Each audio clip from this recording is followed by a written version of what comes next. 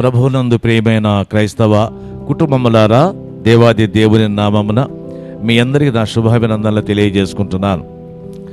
Unknown సంఘం వారు నిర్వహిస్తున్న ప్రతిష్ఠిత నివేదన కార్యక్రమమునకు మిమ్మల్ని అందరినీ ప్రేమతో ఆహ్వానిస్తున్నాను. లెంటన్ సీజన్ సమయంలో మనము శిలువ ధ్యానములు చేసుకుంటూ నిన్న మనము శాస్త్రుల గురించి ఇంట్రడక్షన్ పాఠం నేర్చుకున్నాం. ఈరోజు వాళ్ళ ఆలోచన విధానాన్ని ఒకసారి జ్ఞాపకం చేసుకుందాం.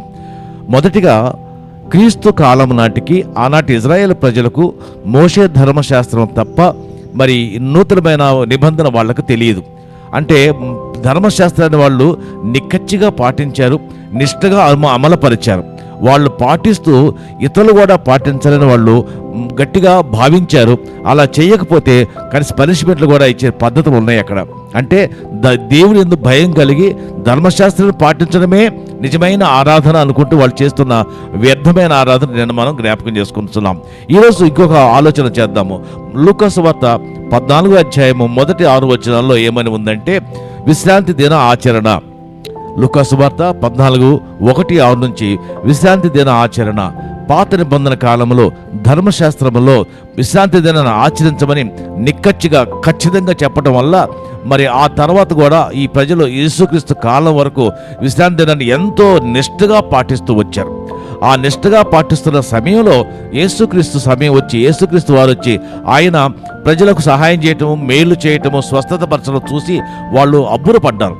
ఈ 33 ఏళ్ల కుర్రాడు ఎవరు వచ్చి స్వస్థతలు చేస్తున్నాడు, దేవుని ఆచారాన్ని దిగదురుస్తున్నాడు, ఈయన యవనస్తుడు కాబట్టి వేరే ఆలోచనలు ఉంటాయి, ఇతన్ని కంట్రోల్ చేయాలనే ఉద్దేశంతో శాస్త్రులందరూ ఆయనకి వ్యతిరేకంగా పోరాడి ఎందుకు ఇలా చేస్తున్నావు అని యేసయ్యను క్వశ్చన్ చేశారు.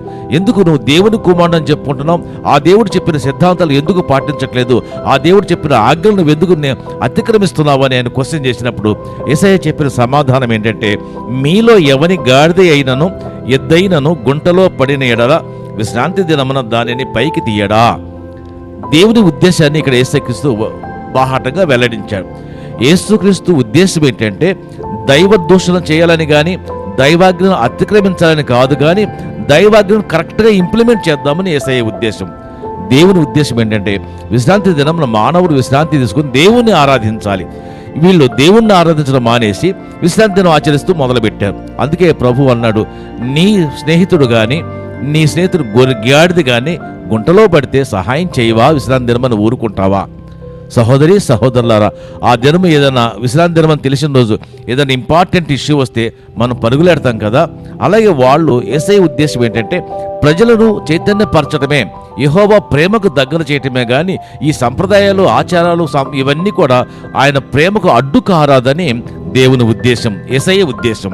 అయితే వీళ్ళు ప్రభువుని అర్థం చేసుకోవటంలో పొరపాటు పడ్డారు. ప్రభువు ఉద్దేశము లోకానికి మంచి జరగాలని, లోక కళ్యాణం నెరవేర్చబడాలని. కానీ వీళ్ళ ఉద్దేశం ఏంటంటే ఆచారాలు సంప్రదాయాలు ముఖ్యంగా పెట్టుకుని అవి ఆచరించకపోతే వాడు ఎలాంటి వాడైనా ఎవడైనా సరే యేసుక్రీస్తుకి యెహోవా దేవునికి వ్యతిరేకులే అని భావిస్తూ యెహోవా దేవుడు కనపడడు కాబట్టి కనిపిస్తున్న ఈ యేసు కుర్రాడు యెహోవా దేవుడితో సమానంగా పోల్చుకుంటున్నాడు కాబట్టి ఈయనను బ్రతకనీయకూడదని యేసుక్రీస్తుకు వ్యతిరేకంగా వారు పోరాడారు. ఆయన చంపడానికి కుట్రలు పన్నారు. తత్ఫలితంగా యేసుకు శత్రువులయ్యారు.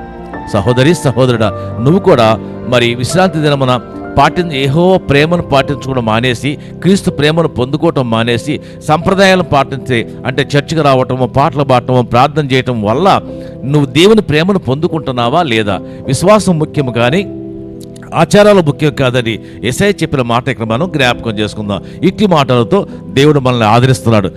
విశ్రాంతి దినం అంటే యేసు ప్రేమను పొందుకోవటానికి మనం ఆయన దగ్గరకు చేరటమే. కాబట్టి ఆచారాలు కాదు, సంప్రదాయాలు కాదు, యేసు వాక్యమే గొప్ప, యేసు కృపే మహోన్నతమైనది. ఇట్టి మాటలు దేవుడు మన వెనుకడిలో ఆశీర్వదించి కాపాడును గాక. దేవుడు మిమ్మల్ని మీ కుటుంబాన్ని ఆశీర్వదించి నడిపించును గాక. ఆమేన్.